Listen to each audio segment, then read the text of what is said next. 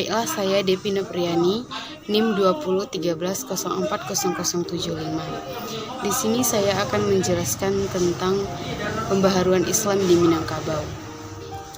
Sejak tahun 1803, Tuanku Haji Miskin, Tuanku Haji Sumani, dan Tuanku Haji Piobang telah menilai purifikasi Islam di Minangkabau sebagai konsekuensi logistik dari sebuah gerakan tajdidu fi al-Islam.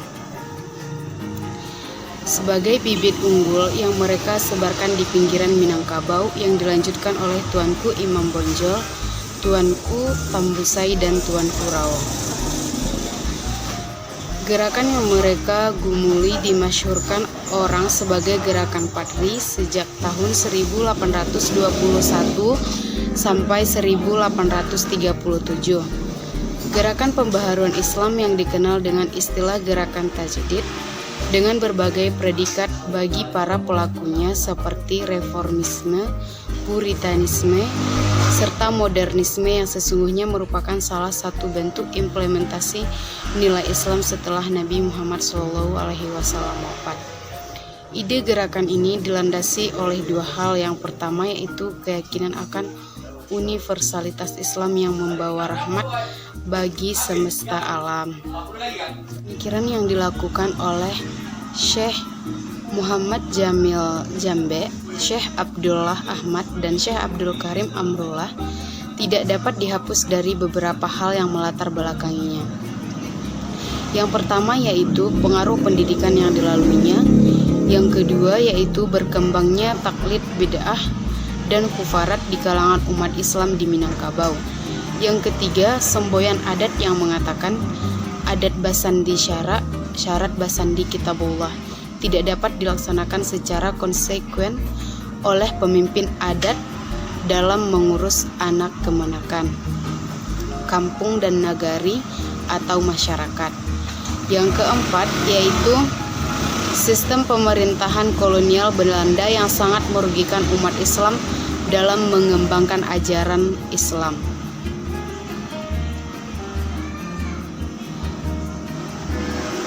Temuan pokok disertasi ini yang pertama yaitu penemuan tentang adat. Menurut hukum adat, bila seseorang meninggal dunia, maka harta yang ditinggalkan diwarisi oleh kemenakannya. Dalam perkawinan yang berkuasa adalah nini mama, walaupun sepanjang syarak wali yang menikahkannya adalah perempuan adalah ayah. Tetapi jika tidak disetujui oleh nini mama, maka perkawinan itu tidak boleh dilaksanakan. Selain itu, juga adat menentukan bahwa tugas utama mendidik, menjaga, dan memperbesar anak adalah mamanya. Adat ini tidak suka suami dengan tanggung jawab terhadap anak istri. Warisan dibagi kepada harta pencarian atau pusaka rendah dan harta pusaka atau pusaka tinggi. Harta pencarian atau harta rendah dibagi menurut faraid, sedangkan harta pusaka tinggi diwarisi menurut adat. Tanggung jawab terhadap anak adalah ayahnya, baik untuk menikahkan maupun memberi nafkah. Yang kedua, memperhatikan tentang tarikat.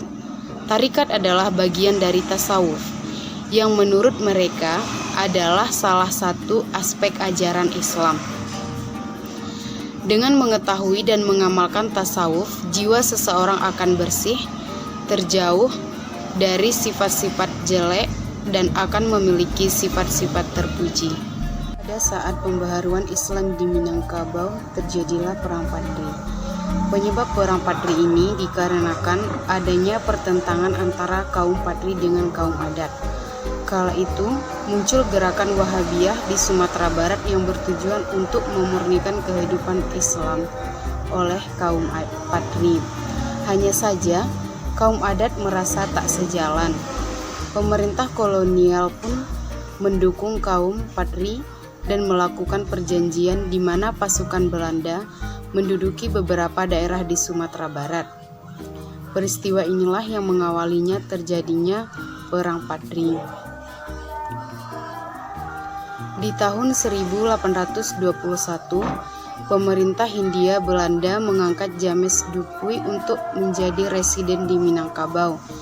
Di tanggal 10 Februari 1821, Dupuy melakukan perjanjian persahabatan dengan tokoh adat yaitu Tuanku Suruwaso dan 14 penghulu Minangkabau lainnya. Menurut perjanjian ini, beberapa daerah diduduki oleh Belanda. Di tanggal 18 Februari 1821, Belanda kembali menduduki Simawang sesuai dengan perjanjian tadi. Hal itu tidak bisa diterima oleh kaum Padri dan pada tahun yang sama terjadilah Perang Padri. Perang Padri dibagi menjadi 3 fase.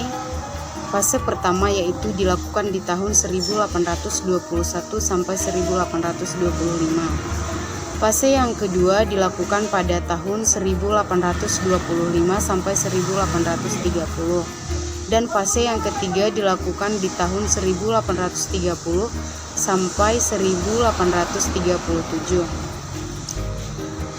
Fase pertama dimulai dengan gerakan kaum Padri yang menyerang pos-pos dan pencegatan terhadap patroli-patroli Belanda. Di bulan September tahun 1821, pos-pos yang ada di Samawang yang sudah diduduki oleh Belanda menjadi sasaran utama kaum Padri. Yang setelah itu Tuanku Pasaman ikut serta dengan mengerahkan sekitar 20.000 sampai 25.000 pasukan yang ditujukan untuk melakukan serangan di sekitar hutan di sebelah timur gunung. Pada saat itu pasukan Padri masih menggunakan senjata yang sangat sederhana seperti parang, tombak, dan bambu runcing. Tentu saja jika kita lihat, kekuatan yang dimiliki oleh kaum Padri akan kalah dengan pasukan Belanda. Namun, kaum Padri tidak menyerah dan terus bersemangat untuk melawan Belanda. Dampak dari Perang Padri adalah menyebabkan banyaknya korban jiwa yang berjatuhan. Selain itu, Perang Padri juga menyebabkan kesengsaraan pada rakyat karena Belanda mengerahkan ribuan tenaga untuk melakukan kerja paksa membuat jalan agar pasukan bisa menyerang Bonjol.